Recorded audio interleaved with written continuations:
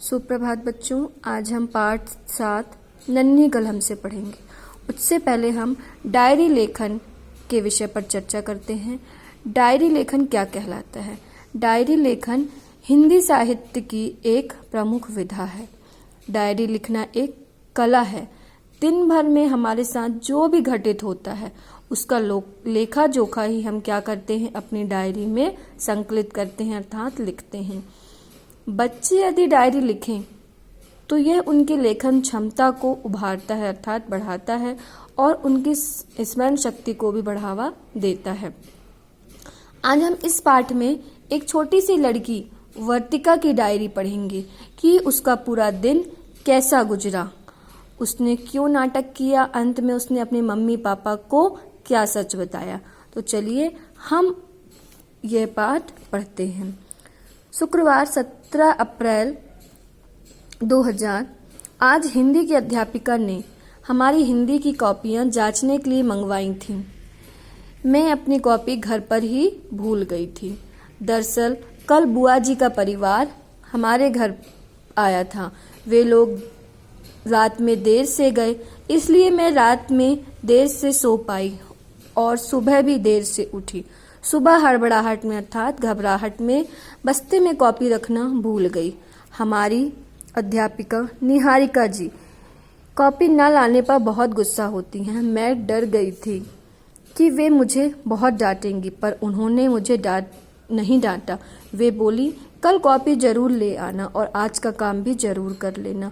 उनकी बात सुनकर मेरी जान में जान आई, अर्थात वर्तिका को अब मैं लगा चलो आज तो मैं बच गई।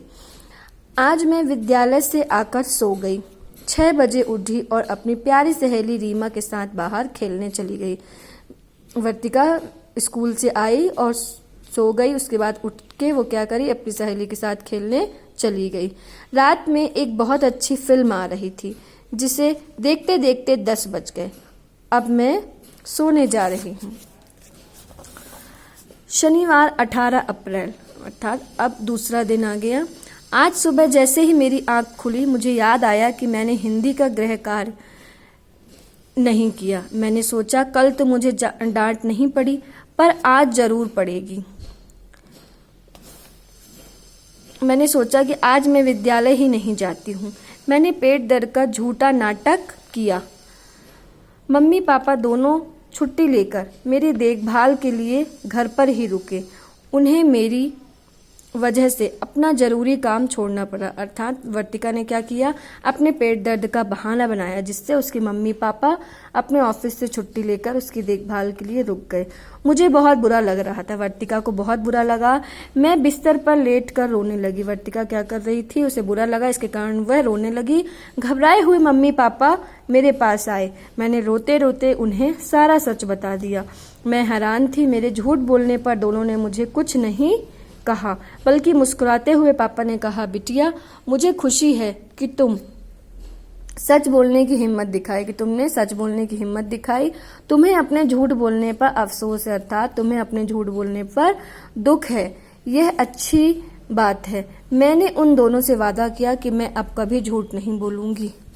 मम्मी ने कहा, अब छुट्टी हो ही गई है तो हिंदी का गृह कार्य पूरा कर लो ताकि हम लोग कहीं घूमने जा सकें। मैंने अपना गृह कार्य पूरा किया और फिर हम घूमने चले गए।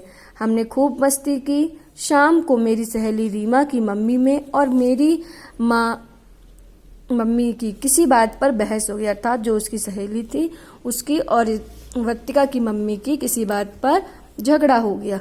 रविवार 19 अप्रैल, आज छुट्टी थी। अगर सब ठीक होता, अर्थात अगर उनकी मम्मी की बहस नहीं होती, तो हर इतवार की तरह आज भी मैं और रीमा खूब मस्ती करते। मेरा मन रीमा के बिना बिल्कुल नहीं लग रहा था। मुझे एक उपाय सूझा। मैंने मम्मी की तरफ से एक क्षमा याचना कार्ड बनाया और मम्मी की नज़र बचाकर, अर्थात मम्मी से छुपाकर, रीमा की मम्मी को दे आई। ऐसा लग रहा था कि कार्ड पढ़कर वे खुश हो गई। उन्होंने भी जल्दी से माँ के लिए एक क्षमा याचना कार्ड बनाकर मुझे दिया और माँ को देने के लिए कहा। अभी मैंने वह कार्ड अपने पास ही रखा है। मैं कल सुबह स्कूल जाते समय उन्हें यह कार्ड दूंगी ताकि जल्दी में मम्मी मुझसे और कुछ ना पूछ सकें। वर्तिका। तो ये डायरी थी वर्तिका की, ये डायरी वर्तिका ने लिखी थी।